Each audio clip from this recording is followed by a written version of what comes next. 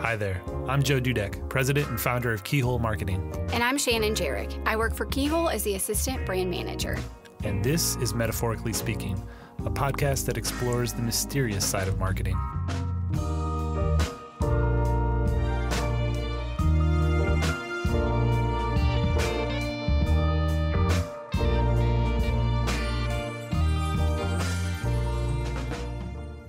Hi, thank you for joining us on this episode of Metaphorically Speaking. We are continuing our mini-series that we're calling Cause and COVID and chatting with Erik Van Horn from Outside the Breadbox in Colorado Springs. Yeah, this was a cool interview for me personally. My wife, Lindsay, loves this brand, and it's really kind of necessary for her health. She's on a gluten-free, soy-free, dairy-free diet. And so when she found this brand locally, it's a gold mine.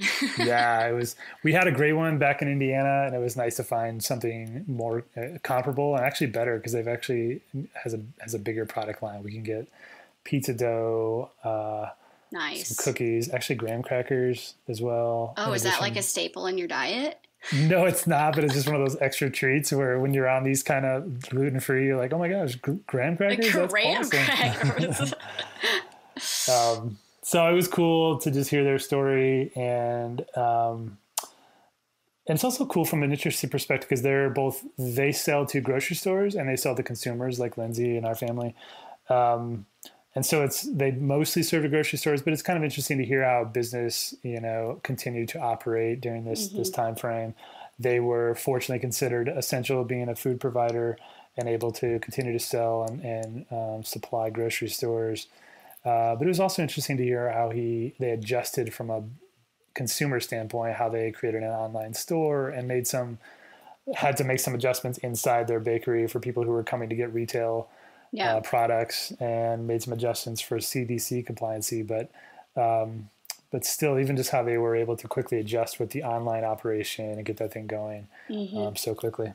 Yeah, the food world is already so careful about germs and what have you. So adding COVID on top of that definitely caused an increase in kind of their safety procedures and all. But it is interesting to note, you mentioned the online store. He talked about, maybe doing something like that down the line. It was kind of in their mind. Right. But when COVID happened, he's like, okay, we got to get on it now.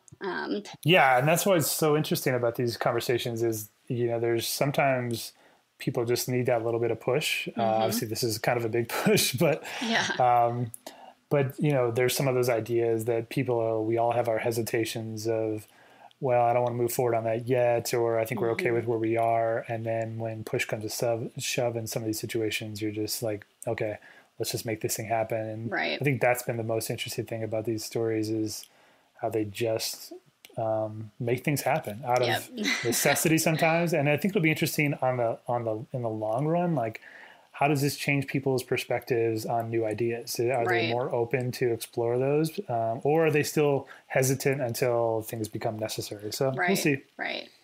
Yeah. Well, thank you, Erik, for just sharing your story with us, and we hope you guys enjoy the conversation.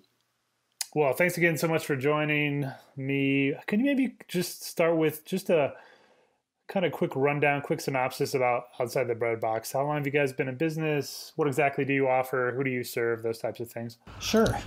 Yes. So Outside the Breadbox is a gluten-free bakery in Colorado Springs, and we bake a line of 100% gluten-free, nut-free, soy-free products, including bread, bagels, rolls, pizza crusts, pies, topped pizzas, cookies. So we have a pretty good line of baked goods that we make, all made in the bakery here in Colorado Springs, and delivered and distributed to customers across Colorado and also to several states in the western U.S.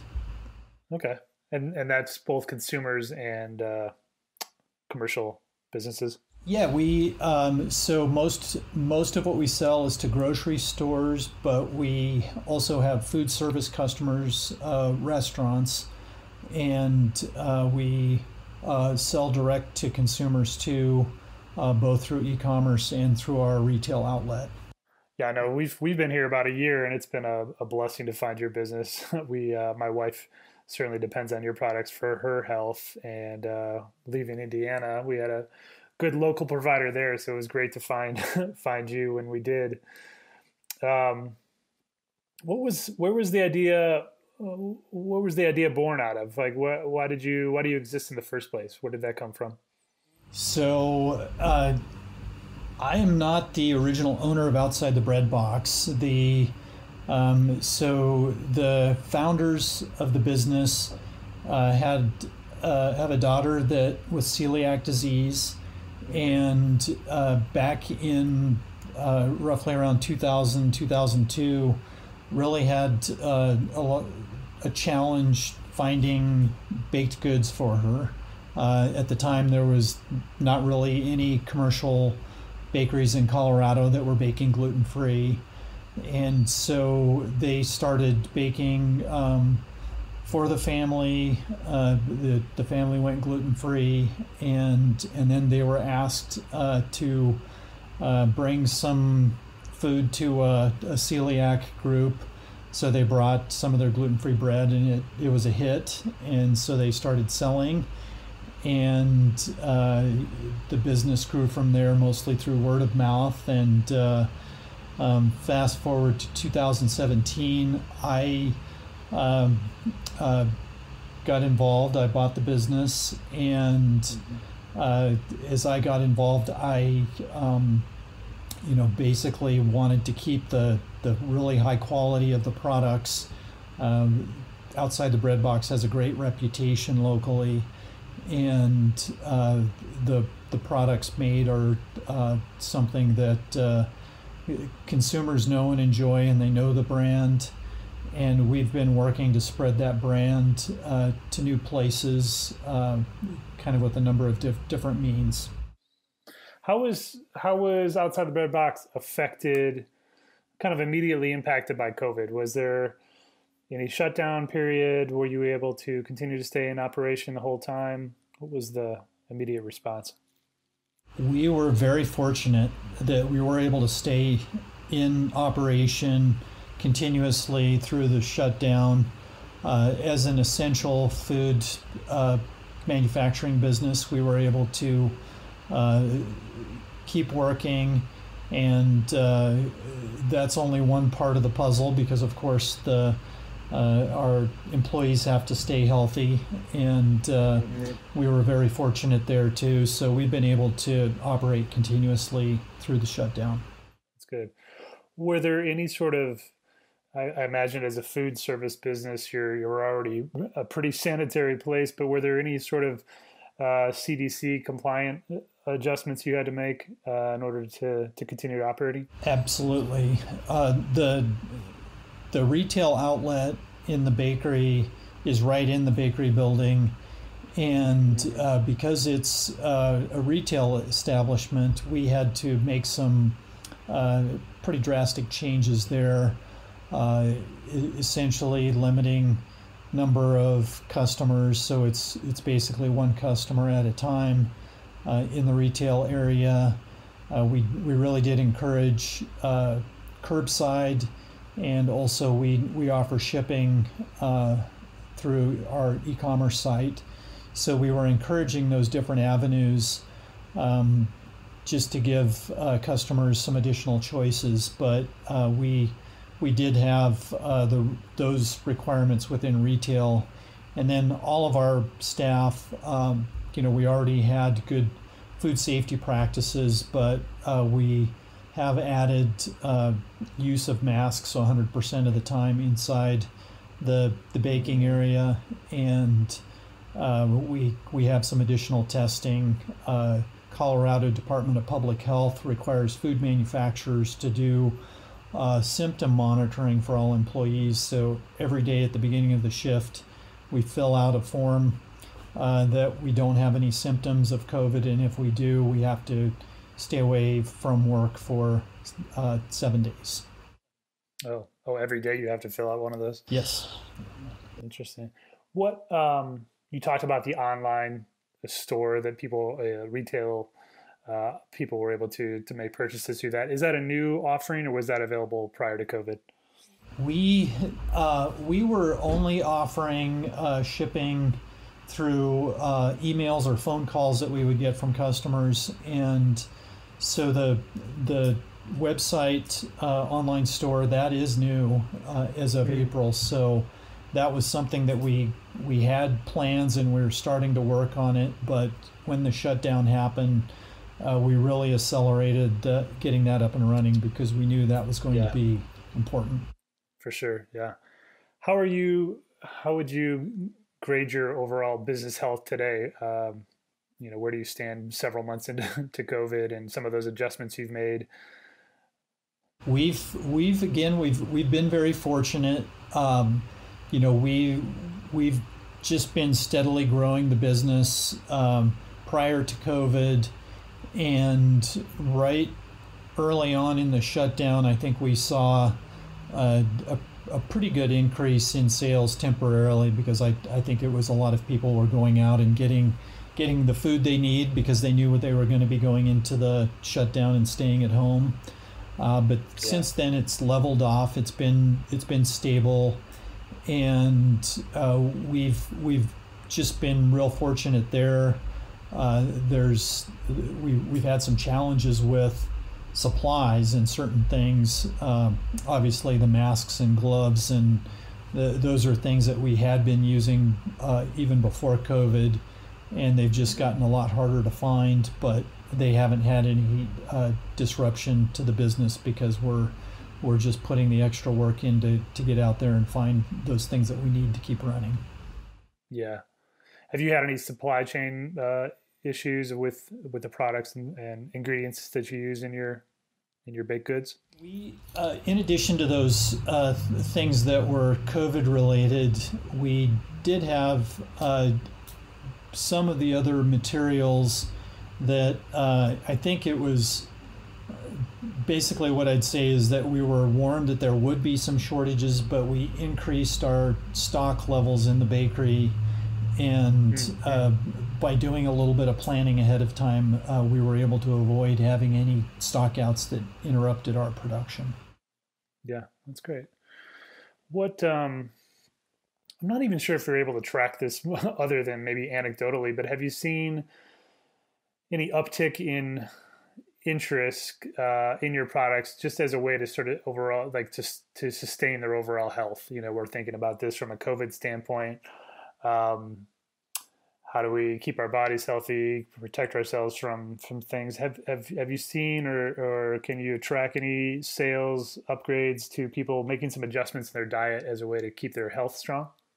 It's maybe a little bit hard to tell because one of the things that we had been seeing since the beginning of the year, and really it's one of the great aspects of Outside the Breadbox is that we have very allergen-friendly foods, and we have some of our foods that are vegan foods. So our things like our oat bread and our bagels, and we have a couple other things that we sell that are 100% plant-based, and there's been some really good buzz around that. We've seen some really good growth and interest in those products, and it's a little hard to tell if that is COVID related or not, but it's I think there's been a general trend toward people eating more healthy, and we're lucky to be here in Colorado where people are thinking healthy eating all the time, and I think that's growing, it's spreading, and more people are doing it. So it's good for us. Yeah, for sure. Yeah, I know that's one thing that with my wife's health challenges, diet has definitely been a focus of our family's decisions to keep our health strong. And I know some of those conversations on my end have been leaning that direction with family and friends, and as they've been trying to look at new ways to keep healthy. One last question. What do you see as the future? I mean, what are some maybe long-term shifts or adjustments that you might see to your business, either operationally, or how you serve your customers going forward? Are there some long-term changes you anticipate coming out of this pandemic for your business?